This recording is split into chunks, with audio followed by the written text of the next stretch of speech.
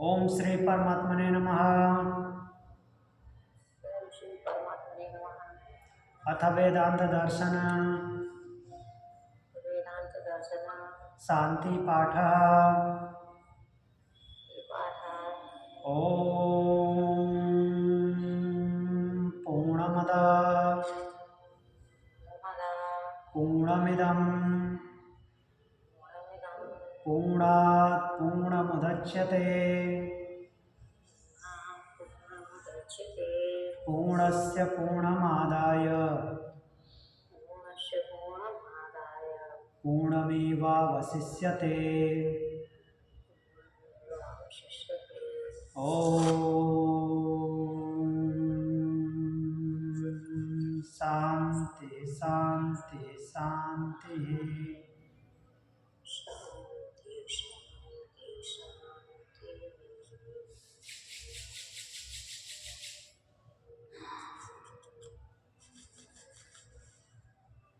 तो हम वेदांत दर्शन तृतीय अध्याय चतुर्थ पाद पढ़ रहे थे और चतुर्थ पाद में हमने 9 नंबर सूत्र तक देखा था।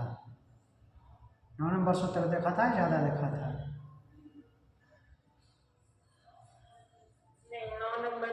9 नंबर देखा था। 10वां नंबर सूत्र देखते हैं। तो हमारी इस पाद में, चतुर्थ पाद में चर्चा चल रही थी किसके ऊपर? कर्म और ज्ञान के ऊपर। तो प्रथम पक्ष का दबाव है, अर्थात जैमिनी ऋषि की तरफ से, आचार्य जैमिनी की तरफ से दबाव है कि कर्म प्रधान है, कर्म श्रेष्ठ है। कर्म की श्रेष्ठता की बात उन्होंने बार बार दोहराई है, अर्थात अपने वो मीमांसा दर्शन में कर्म को प्रधानता देते हैं। तो चूँकि मीमांसा दर्शन कर्मकांड का विषय है, इस संसार में रहना कैसे है उसकी बात करता है, तो स्वाभाविक सी बात है वहाँ पे कर्म की प्रधानता दिखाई जाएगी। कर्म से ही सब कुछ हो रहा है। लेकिन बादरायण व्यास जी बोलते हैं कि ज्ञान प्रधान है। दोनों के सेपरेशन की बात कोई नहीं करता। मीन्स न जैमिनी बोलते हैं कि दोनों अलग अलग हैं, और न ही बादरायण व्यास जी, दोनों में से कोई ऐसा नहीं बोलते कि दोनों अलग अलग हैं। अलग अलग नहीं चलते। न ज्ञान अलग से अपना कोई रास्ता लेके चलता है, न ही कर्म। कर्म और ज्ञान दोनों साथ साथ चलते हैं। ज्ञान से कर्म होता है और कर्म से ही ज्ञान आता है। लेकिन बादरायण व्यास जी का कहना है कि ज्ञान प्रधान है, अर्थात ज्ञान प्रबल है कर्म से। कर्म के पीछे लगने वाला नहीं है, अर्थात कर्म के पीछे पीछे चलने वाला नहीं है ज्ञान। सब कुछ कर्म से होता है, लेकिन ज्ञान की प्रधानता होती है। क्यों? क्योंकि उसका लॉजिक देते हैं कि कर्म आपको मुक्त नहीं कर सकता। कर्म सब कुछ कर सकता है, कर्म मुक्त नहीं कर सकता। क्योंकि वो परमात्मा जो है, ब्रह्म है, वो ज्ञान स्वरूप है। कितना भी कर्म कर लीजिए, आप उसमें प्रवेश नहीं पा सकते जब तक आपको पूर्ण ज्ञान नहीं होगा। तो इसलिए ज्ञान प्रधान है।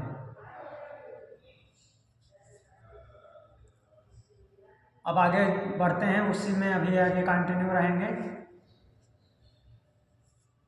संबंध में लिख रहे हैं, पूर्व पक्ष की ओर से जो श्रुति प्रमाण दिया गया था उसका उत्तर देते हैं।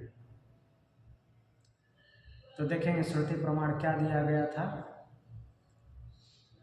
इसमें देखिए,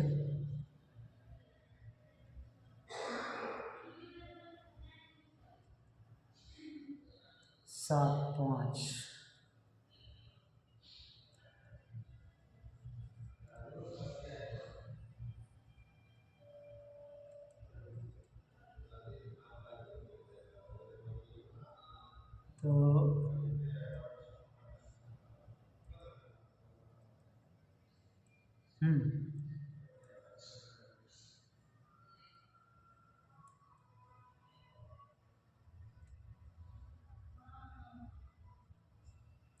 इसे इसी सूत्र के माध्यम से देखते हैं। चलिए,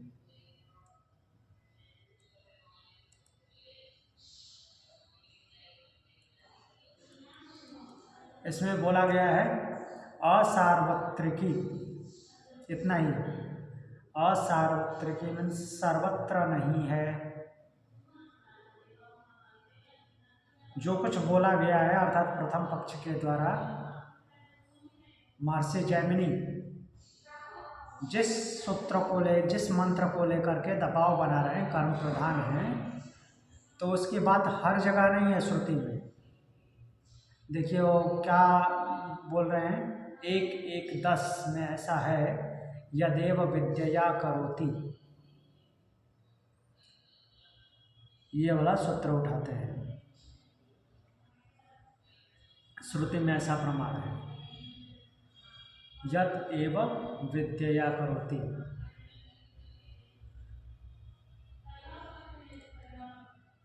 तो छांदोग्योपनिषद में हम देख लेते हैं क्या है।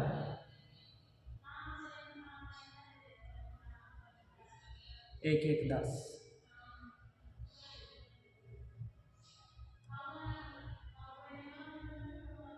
यहाँ पे देखिए,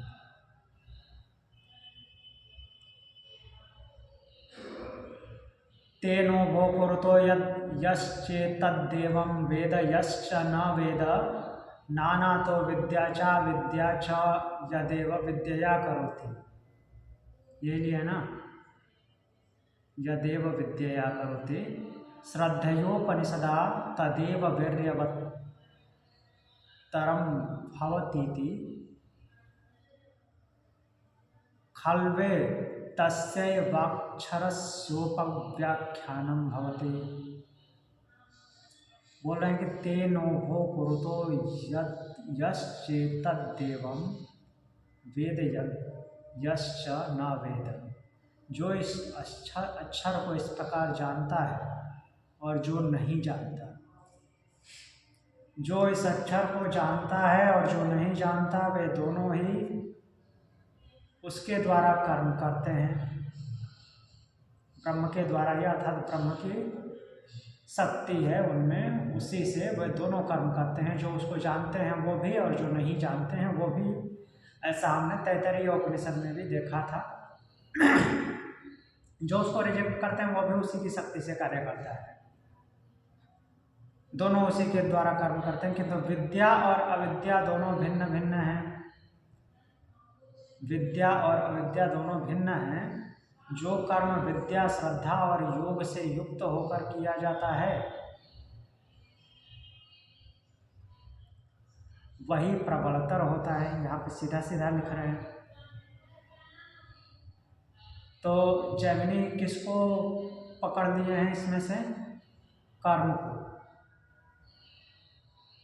कि दोनों कर्म करते हैं, दोनों उसके प्रभाव से, उसी के प्रभाव से कर्म करते हैं, केवल इतना ही बोलते हैं। यहाँ पे आगे बोल रहे हैं उसी में, उसी मंत्र में, कि जो कर्म विद्या और श्रद्धा और योग से युक्त होकर किया जाता है वह प्रबलतर है, अर्थात वो प्रभावी है, जिसमें विद्या है, श्रद्धा है और योग है। इस प्रकार निश्चय यह सब इन अक्षर की ही व्याख्या है। तो ये तो लास्ट वाला ब्रह्म की व्याख्या के बारे में बात करें, बट इतना यहीं से पता चल रहा है कि विद्या, श्रद्धा और योग से युक्त जो कर्म है वो प्रबल है।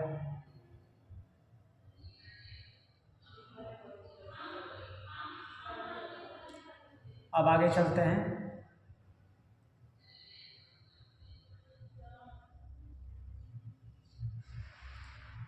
आगे वापस मंत्र पे आते हैं।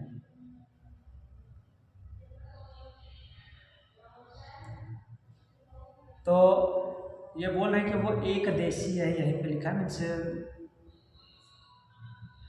उसको एक स्थान से ही उठाया गया, वो सार्वत्रिक, सर्वव्यापी नहीं है, अर्थात हर जगह अप्लाई नहीं होता, वो उसको वहाँ से काट करके बोला हुआ है। अतः उस प्रकरण में आई हुई उद्गीत विद्या से ही उसका संबंध है, उसको ही वह कर्म का अंग बताती है। अन्य सब प्रकरणों में वर्णित समस्त विद्याओं से उसका कोई संबंध नहीं है। समस्त विद्याओं से कर्म की प्रधानता का कोई संबंध नहीं है। उसमें भी वहाँ पे भी हमने अभी देखा कि विद्या श्रद्धा की प्रधानता है, मीन्स ज्ञान की प्रधानता है। अतः उस एक देशीय श्रुति से यह सिद्ध नहीं हो सकता कि विद्या मात्र कर्म का अंग है, अर्थात ज्ञान कर्म के पीछे पीछे चलने वाली है, ऐसा सिद्ध नहीं हो सकता। अब बोल रहे हैं कि पांचवें सूत्र में पूर्व पक्षी जो है अर्थात जैमिनी ऋषि, पांचवें सूत्र में जिस श्रुति का प्रमाण दिया है उसके विषय में उत्तर देते हैं। पांचवें सूत्र में क्या है? पांचवें सूत्र में है समन्वारंभणात्।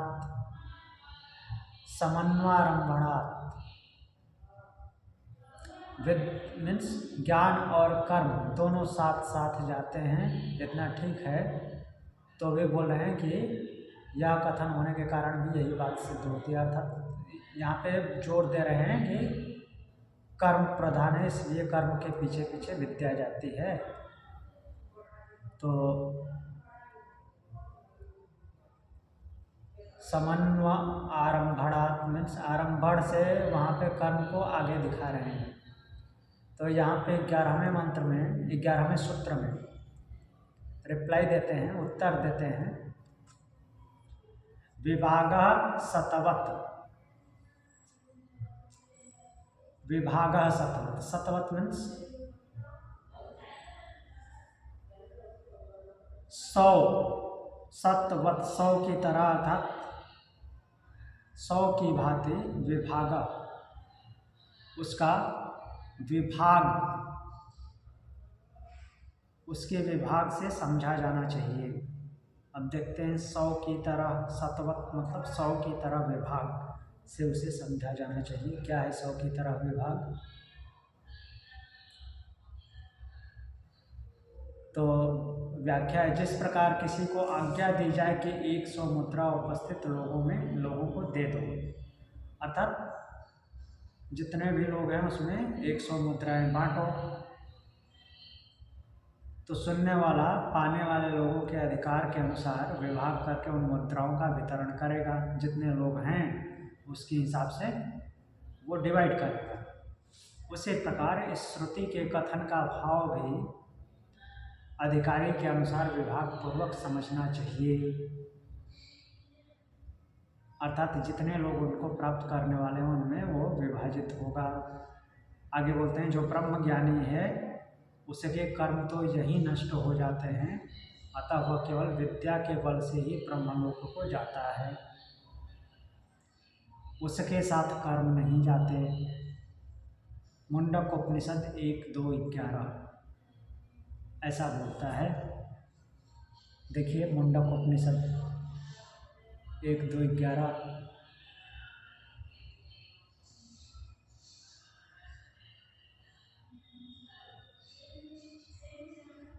मुंडक उपनिषद पे चलते हैं।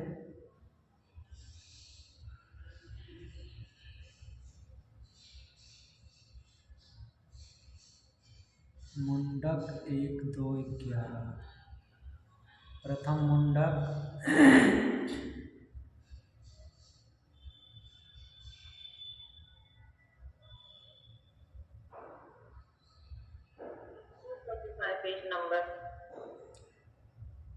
245।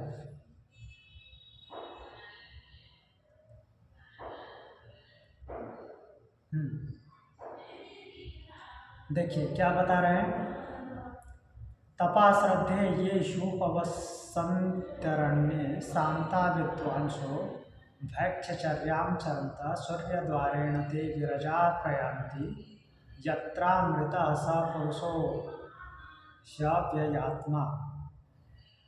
तपा श्रद्धे ये शूपवसंतरण्ये शांता विद्वांसो भैक्षचर्यां चरन्ति। जो अरण्य मतलब जंगल में जंगल में रहने वाले, शांत भाव वाले, विद्वान जंगल में रहने वाले तो बहुत से लोग जंगल में रहते हैं, तो इसका मतलब ये सारे जंगल में रहने वाले नहीं। सन्यासी की बात की जा रही है, जो विद्वान सन्यासी है। अब इसको वैसे ही समझना है जैसे कि हिमालय पे रहने वाला तपस्वी, तो हिमालय पर तो बहुत सारे गांव शहर भी हैं, क्या सारे गांव शहर के लोग तपस्वी हैं? नहीं। तो ऐसे ही जंगल में रहने वाला मतलब कि सन्यासी, विद्वान। भैक्षचर्याचरन्तः, वो क्या करते हैं? भिक्षा का आचरण करते हुए अपना जीवन निर्वाह करते हैं, अर्थात सब कुछ त्याग चुके हैं। कहने का तात्पर्य है किसी चीज़ से उनका कोई लेना देना नहीं है। तपः श्रद्धे, तपः मीन्स द्वंद्वों को सहन करते हुए श्रद्धापूर्वक, उपवसंती सेवन करते हैं, सब कुछ का सेवन करते हैं। ते विरजा, वे विरजा जिनका रजोगुण बीत चुका है, रजोगुण समाप्त हो गया, रजोगुण से रहित है। सूर्य द्वारेण, सूर्य के मार्ग से, अर्थात ज्योतिर्मार्ग से, प्रकाश मार्ग से, शुक्ल पक्षीय मार्ग से प्रयंती वहाँ चले जाते हैं। यत्र ही, जहाँ पर स अमृत अव्ययात्मा पुरुषः, अमृत मीन्स मृत्यु से रहित, अव्ययात्मा जहाँ पे कुछ व्यय नहीं होता, अर्थात परमात्मा,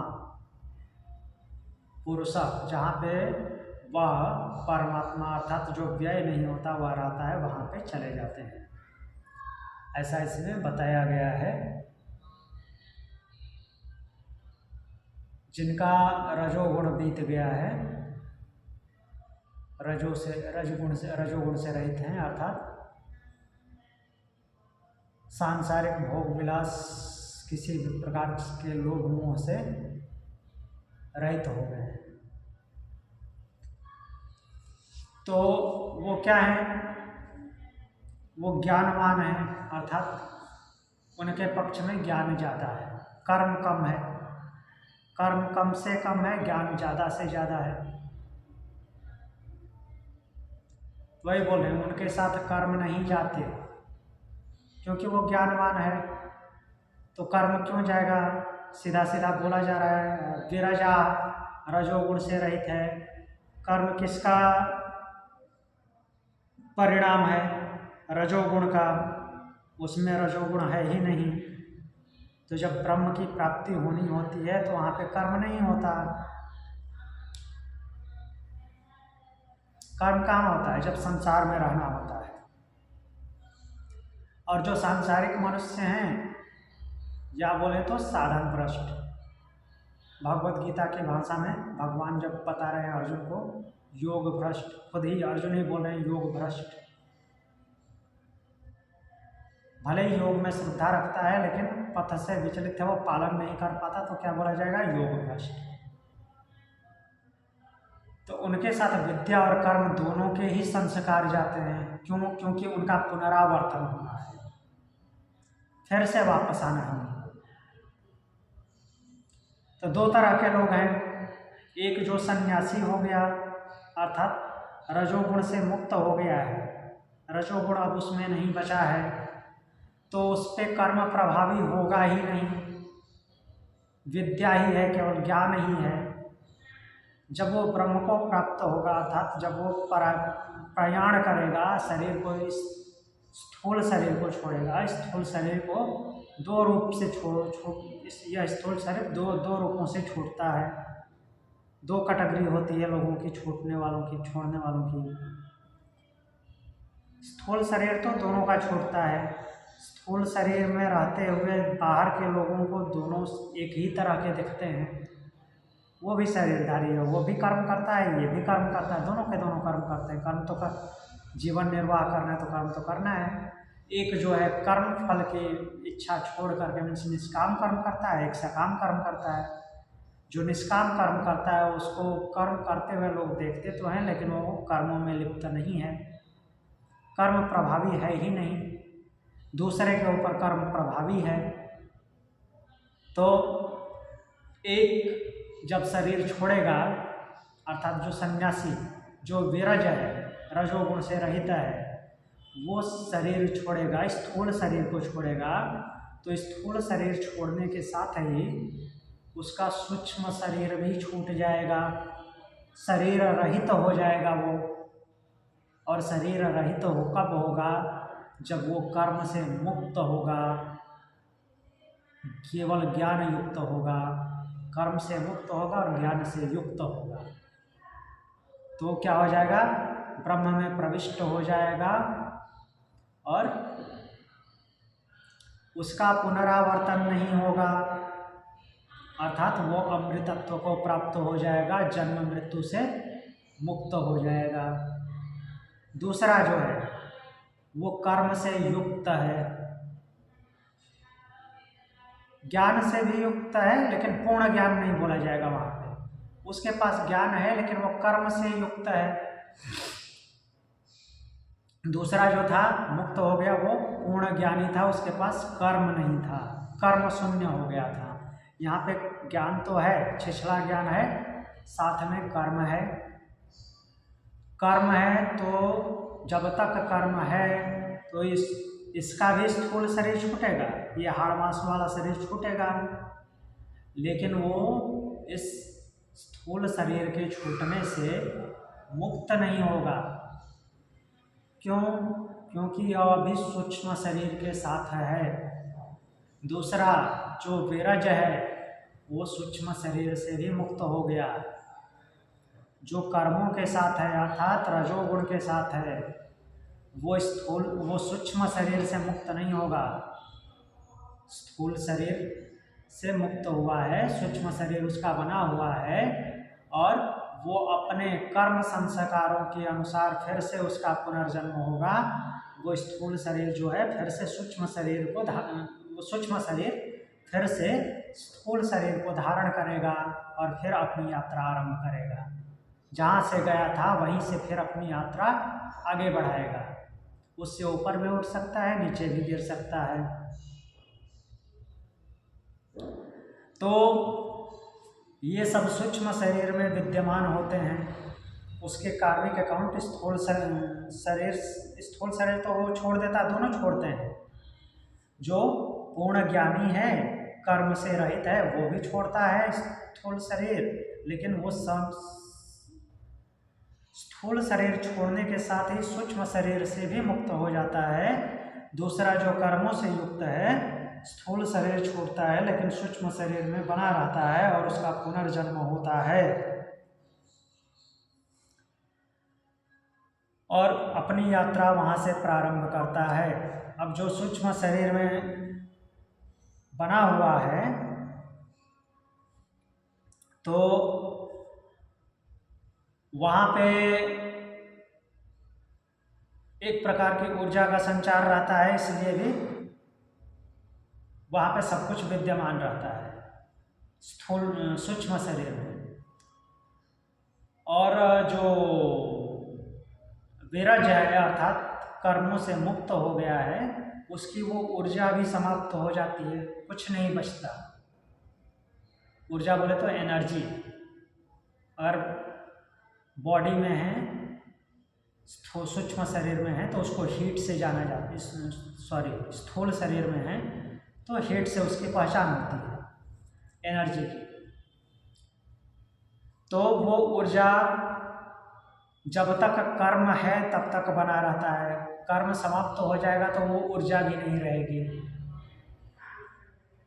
केवल जो पूर्ण ज्ञानी हो जाएगा तो उसमें ये ऊर्जा मतलब एनर्जी, आत्मा की बात हो रही नहीं, वही मैं समझा रहा हूँ। आत्मा पे ऊर्जा नहीं अप्लाई होती, क्योंकि हीट क्या है, ऊर्जा क्या है, मटेरियल चीज़ है, भले ही वो सूक्ष्म है।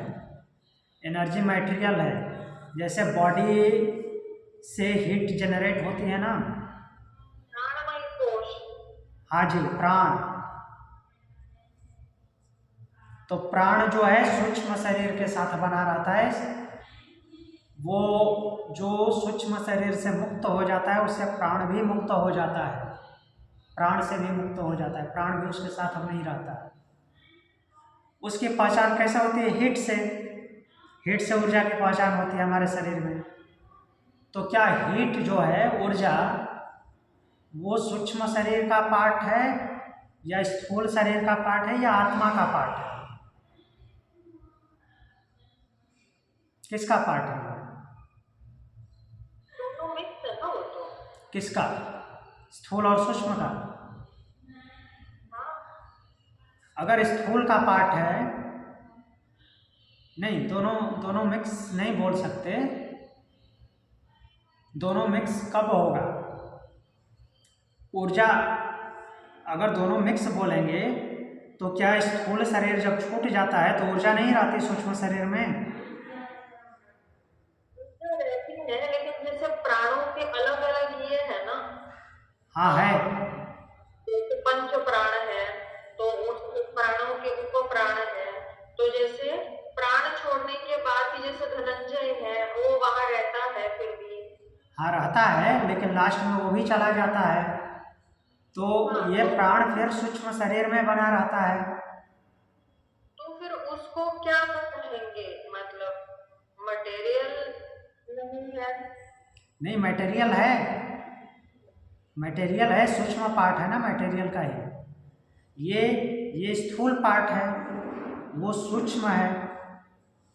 मीन्स वो पूरी की पूरी एनर्जी सूक्ष्म रूप में केंद्रित होकर के सूक्ष्म शरीर, इसीलिए तो उसको सटल बोला गया, सूक्ष्म है, जो कि बाहर से आभासित न हो, जब शरीर धारण करता है तभी आभासित होता है। तो वो सूक्ष्म में सारी एनर्जी समाहित हो जाती है। तो मतलब जैसे इंद्रियां और विषयों की तरह। हाँ। जैसे इंद्रिय स्थूल है और विषय सूक्ष्म है वैसे। जो महाभूत हैं वो भी सूक्ष्म, वास्तव में सूक्ष्म ही हैं, मिक्स होकर के प्रकट होते हैं। तो सबके सब स्थूल शरीर के साथ होते हैं।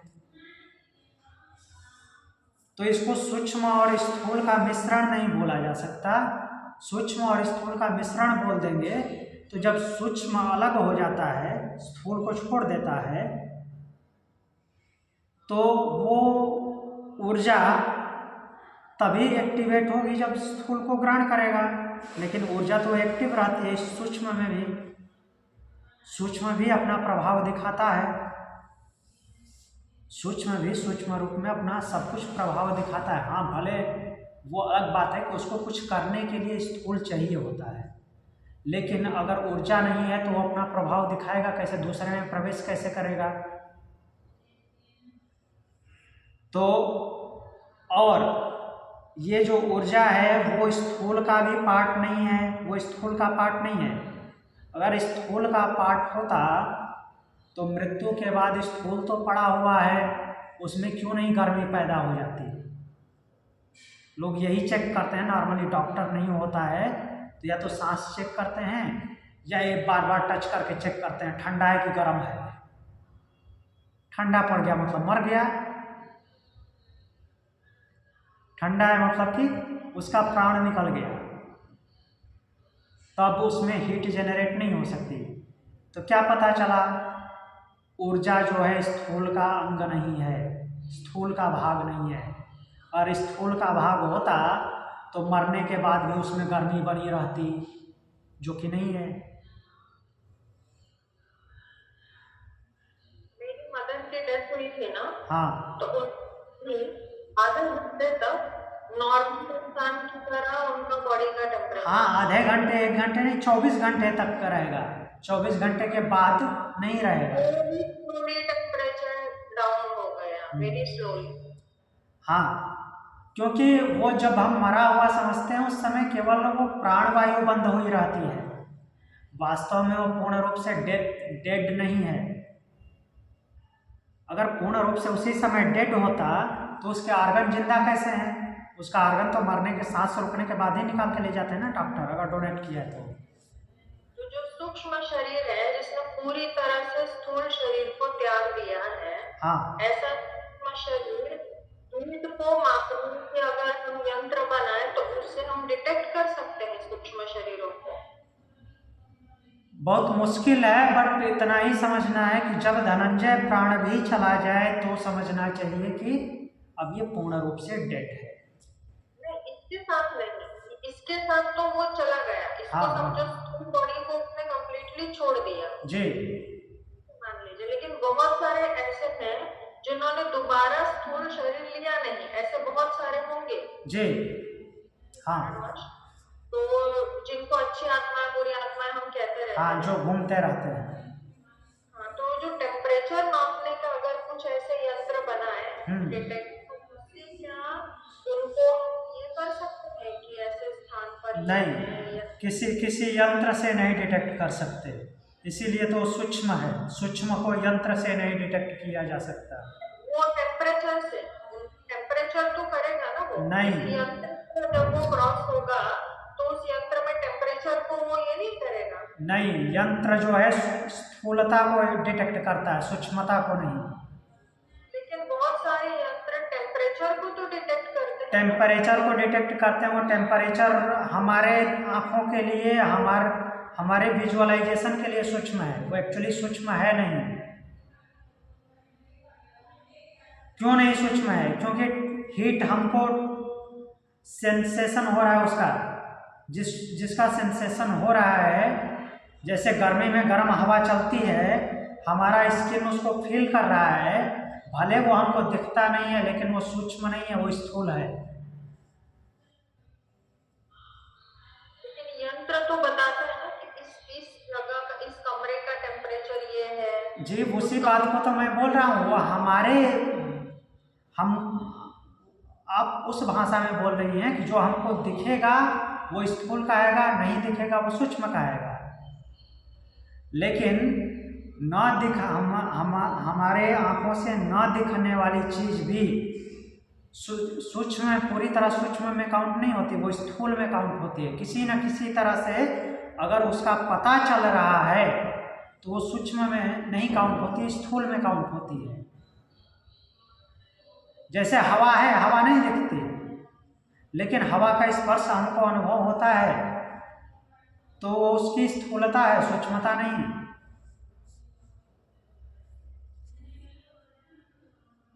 वैसे ही हो, अगर कोई टेम्परेचर डिटेक्ट हो रहा है तो उसकी स्थूलता है, सूक्ष्मता नहीं।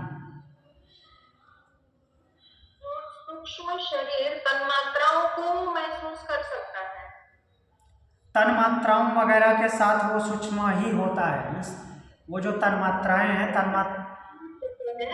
कि जैसे हम कहते हैं सूक्ष्म स्थूल शरीर 5 तत्वों से बना है और हर एक तत्व अपने आप में दूसरे तत्वों से मिक्सचर है। हाँ, उसका पता चल रहा है। अगर वो अपने आप में तत्वों से भी उसको अलग कर दिया जाए तो फिर उसको पता नहीं चलेगा। हाँ, वो तत्व सेपरेट स्टेज में हो। हाँ, तो वही इस तरह से सूक्ष्म शरीर जो है वो तन्मात्राओं का मिक्सचर है क्या? हाँ जी, सूक्ष्म शरीर में केवल तन्मात्राएं, तन्मात्राओं से आगे लेवल पे ये स्थूल जो उसके जो बच्चे हैं ना, मीन्स महाभूत, मन और ये और सब नहीं, वो तो है ही, मन बुद्धि अहंकार ज्ञानेंद्रियां कर्मेंद्रियां वो सब रहेंगे। ये पंच तन्मात्राएं और तन्मात्राओं के जो सूक्ष्म भूत, ये 5 महाभूत जो हैं, पृथ्वी वायु जल अग्नि आकाश, ये भी सेपरेट स्टेज में रहेंगे। वहां पे सेपरेट स्टेज में रहेंगे। हाँ, क्योंकि वो प्रकृति में है ना, प्रकृति से बाहर तो नहीं है स्थूल शरीर, अरे सूक्ष्म शरीर, तो ये सब रहेंगे। सेपरेट स्टेज में होना अच्छा नहीं, उनको तन्मात्रा नहीं कहेंगे। नहीं,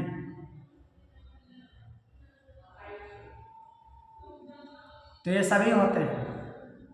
हाँ, वो मिक्स रूप में नहीं होंगे। क्लियर हुआ? तो यहाँ पे हमको ये जानकारी लेनी थी कि जो ताप है अर्थात एनर्जी है, ऊर्जा है, वो सूक्ष्म का पार्ट, सूक्ष्म बार बार मैं बोल रहा हूँ, स्थूल का पार्ट नहीं है, सूक्ष्म का पार्ट है, अर्थात हार्डवेयर का पार्ट नहीं है, सॉफ्टवेयर का पार्ट है। वो आत्मा का पार्ट भी नहीं है, क्योंकि आत्मा पे ऊर्जा शब्द अप्लाई नहीं होता, क्योंकि ऊर्जा मटेरियल है। कुछ फील हो रहा है तो मटेरियल है, आत्मा फील थोड़ी होती है। हाँ, उसमें एक और लॉजिक है। सूक्ष्म क्या है? सूक्ष्म कोई अपना सेपरेट अस्तित्व नहीं रखता बिना आत्मा के। सूक्ष्म क्या है? सारे सूक्ष्म अवयव, प्रकृति के सारे सूक्ष्म अवयव प्लस आत्मा का कॉम्बिनेशन है सूक्ष्म शरीर। आत्मा अगर हट जाए तो सूक्ष्म शरीर नहीं कहला सकता। वो फिर सारे बिखर के प्रकृति में विलीन हो जाएंगे, जैसे कि रजोगुण से रहित सन्यासी जैसे हुआ। ऊर्जा असल में है क्या? ऊर्जा सारे मीन्स जो जड़ प्रकृति के सारे सूक्ष्म अवयव हैं, उनका सम्मिलित रूप है, लेकिन वो चेतना के साथ, बिना चेतना के नहीं होगा। ऊर्जा को हम प्राण कह सकते हैं ना? हाँ, प्राण ही कहेंगे। जैसे वो उपनिषद में, पहले उपनिषद में जो ब्रह्म का एनकाउंटर होता है, जिसके रूप में देवता है वो युद्ध जीतते हैं, उनको कमजोर हो जाता है, वो सब चीजें। हाँ, तो वहाँ उपनिषद में उन्होंने यही बताने की कोशिश की है ना।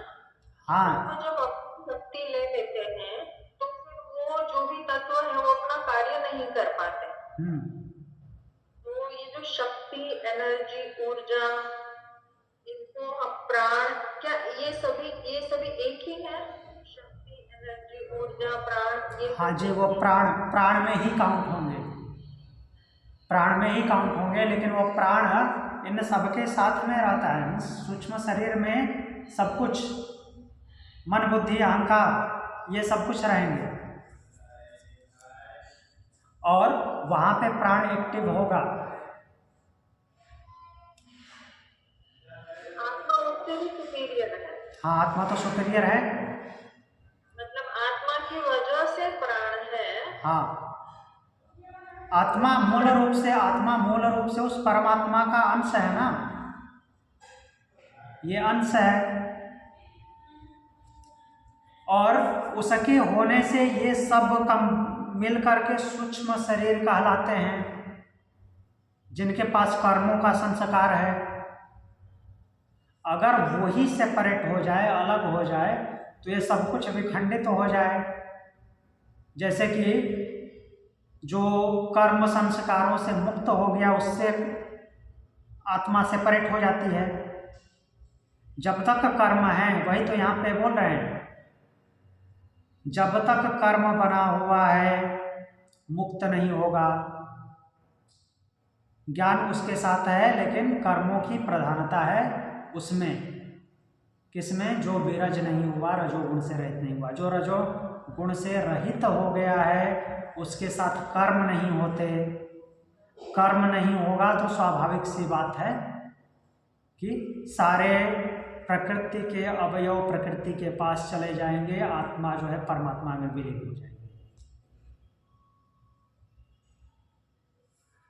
क्लियर हुआ? आत्मा को प्राण कहते हैं ना, तो चीजें समझने में इजी हो जाती है। लेकिन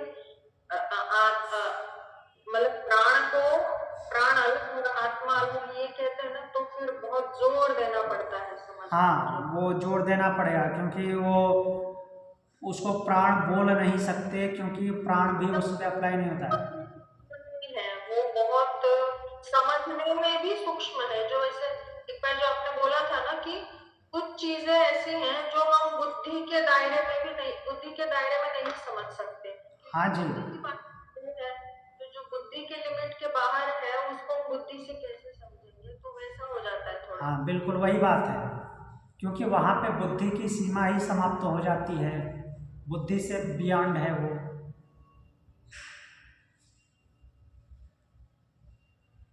आगे बढ़ें तो जो विरज नहीं है अर्थात रजोगुण से रहित नहीं हुआ है तो उसके साथ कर्म बने रहते हैं, और कर्म बने रहते हैं तो कर्म संस्कार उसके पास स्वाभाविक रूप से होंगे और उसका पुनरावर्तन होता है अर्थात पुनर्जन्म होता है। जो रजोगुण से रहित हो गया है तो उसके साथ कर्म नहीं होते, कर्म नहीं है तो कर्म संस्कार नहीं होंगे और वो पूर्ण ज्ञान वाला होगा जो कि कर्म से मुक्त होगा, और जब कर्म से मुक्त होगा तो उसका पुनर्जन्म नहीं होगा, वो परमात्मा में विलीन हो जाएगा।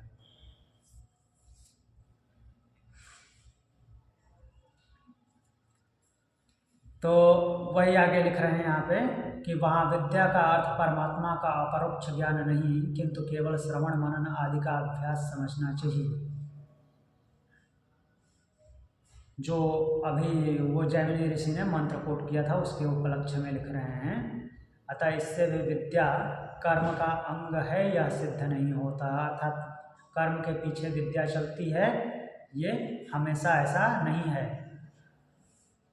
जो पूर्ण ज्ञानी है, जो मीन्स ज्ञान स्वरूप हो गया है, उसमें कर्म नहीं बचते, तो कैसे बोल सकते हैं कि हमेशा कर्म लीड करता है? नहीं करता।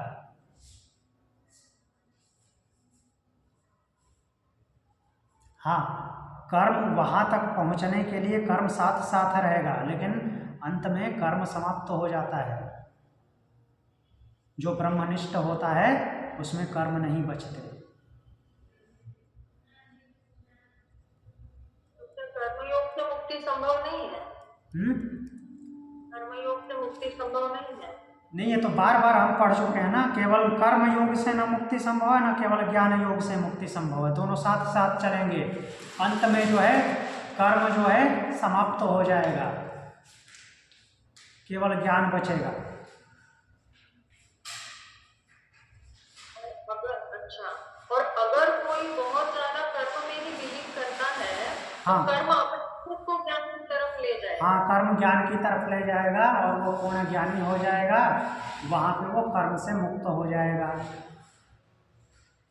मतलब शुरुआत आप कहीं से भी करो, चाहे ज्ञान से चाहे कर्म से, दोनों एक पॉइंट पर मिल ही जाएंगे और फिर आगे चलकर कर्म ज्ञान की ओर आपको ये करेगा। नहीं, शुरुआत तो कर्म से ही होगा, ज्ञान से शुरुआत हो ही नहीं सकती। शुरुआत कर्म से ही होगा, अंत ज्ञान पे होगा।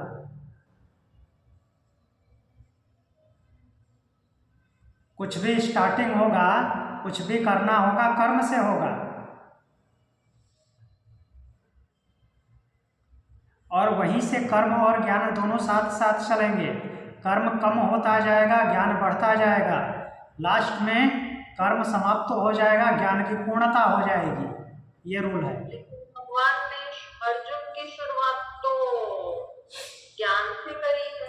नहीं, ज्ञान से नहीं करी है, वो पहले गीता का, हाँ, तो गीता का ज्ञान देके एम्फसाइज किया ना कर्म करने के लिए, वरना वो तो त्याग रहा था कर्म को, तो उन्होंने समझाया उसको, मतलब उसको बताया, तब जाकर वो तैयार हुआ कर्म करने के लिए। कर्म तो चल ही रहा है ना, वो स्पेसिफिक कर्म की बात कर रहे हैं, ऐसा थोड़ी है कि कर्म शून्य है उसका। उसको उसका वास्तविक कर्तव्य क्या है वो समझा रहे हैं, कर्म शून्यता और पूर्ण कर्म की बात नहीं कर रहे हैं। तो आप किस कर्म की बात कर रहे हैं? आप जो कह रहे हैं शुरुआत कर्म से ही होगी, तो ओनली कर्म, एनी टाइप ऑफ कर्म। हाँ, एनी टाइप ऑफ कर्म, जो कि आपका आंख बंद करना, आंख खोलना, सांस लेना, सांस छोड़ना, ये भी कर्म है, इसकी बात कर रहा हूँ। हमारा अस्तित्व में आना ही कर्म है। हाँ, अस्तित्व में आना ही कर्म है। हम ज्ञान की तरफ जाएंगे, ऐसा कहना है आपका? जी, ओके, फाइन, मैं समझ गई। मैं थोड़ा कंफ्यूज हो रही थी, शायद मिक्स कर रही थी, अलग कर रही थी। हाँ, आपका शरीर धारण करना भी कर्म है। हाँ, समझ, मतलब हमारा अस्तित्व भी अपने आप में कर्म है। कहीं कुछ असेंबल हुआ है, हाँ, हुआ है, अगर हम एग्जिस्ट जी, वहाँ पे जो अर्जुन को समझा रहे हैं भगवान, उसके खुद के मीन्स जो उसका नियत कर्म है, उसके नियत कर्म की बात कर रहे हैं वो,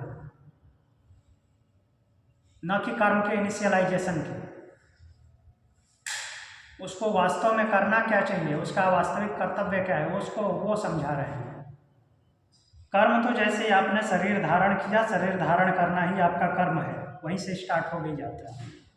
और कर्म धीरे धीरे धीरे धीरे कम कम होता जाता है, ज्ञान बढ़ता जाता है तो कर्म कम होगा, और लास्ट में कर्म जो है समाप्त हो जाएगा, ज्ञान की पूर्णता हो जाएगी और आत्मा परमात्मा में विलीन हो जाती है। जब कर्म बना रहेगा, आत्मा मुक्त नहीं होगी, सूक्ष्म शरीर में बनी रहेगी, और सूक्ष्म शरीर जो है स्थूल शरीर को छोड़ेगा। सूक्ष्म शरीर, दोनों का शरीर, दोनों जो है स्थूल शरीर को छोड़ते हैं, लेकिन जो ज्ञान की पराकाष्ठा पे पहुंच गया है, जो जीवन मुक्त में है, वो क्या है, परमात्मा में विलीन हो जाएगा।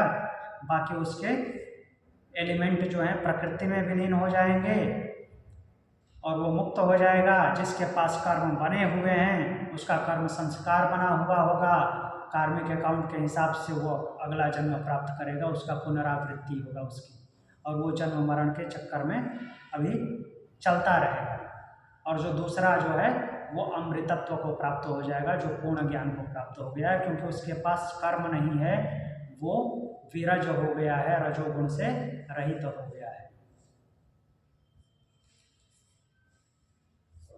तो हमारे होने में ही सारी गड़बड़ हो गई है। हाँ, तो अगर आपको अमृतत्व चाहिए, मृत्यु से मुक्ति चाहिए, तो जन्म लेना बंद करना पड़ेगा।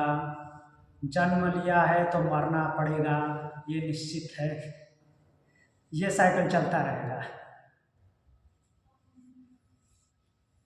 चॉइस नहीं दी थी ना। हाँ हाँ, इसमें ये चॉइस नहीं है। अगर आपको अमृतत्व चाहिए, मीन्स मृत्यु के बंधन से मुक्त होना है, तो जन्म लेना भी बंद करना पड़ेगा।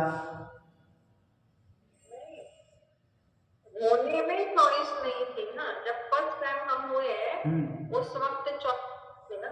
हाँ, वो चॉइस नहीं है।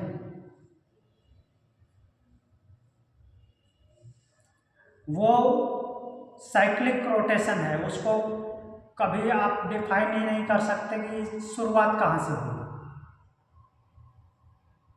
तो मतलब सबसे ज्यादा मिथ्या, लेकिन उसमें भी भगवान ने बैलेंस इस तरह से बनाया है हाँ कि वो मतलब वो तो कभी अलग है ही नहीं हमसे। हाँ जी, हमारे एग्जिस्टेंस के साथ उसने छोड़ थोड़ी दिया है हमको। नहीं, वो है हमेशा साथ साथ है। ऐसी चीजें मतलब बैलेंस हो जाती है। और इससे एक बात ये भी आ जाती है कि हमारा जो ईगो है, हमारे अस्तित्व का मैं लेकर हम चलते हैं, हाँ तो इस दुनिया में सबसे ज्यादा मिथ्या वही चीज है। हाँ, उसी की वजह से ये जन्म मृत्यु के चक्कर में घूम रहे हैं। मतलब जो मिथ्या चीज कहते हैं ना, जिसको हम मतलब वो एक्चुअल में है ही नहीं, लेकिन हम कितना उसको रियलिस्टिक लेकर चल रहे हैं। हाँ, जो जो एक्चुअल में नहीं है। अहंकार है, अहंकार की वजह से सब कुछ को वास्तविकता समझ करके उसको कैरी करते रहते हैं और कर्म संस्कार बनाते रहते हैं।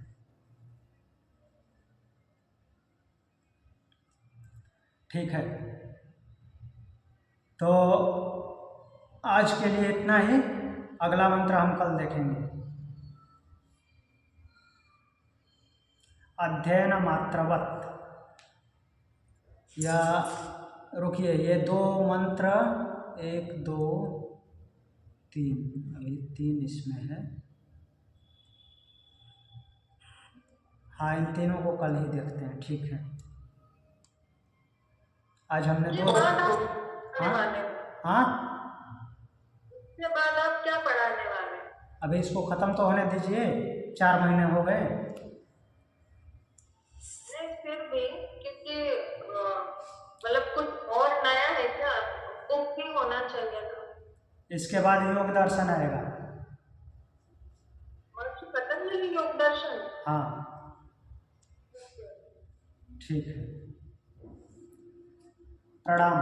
ओम शांति।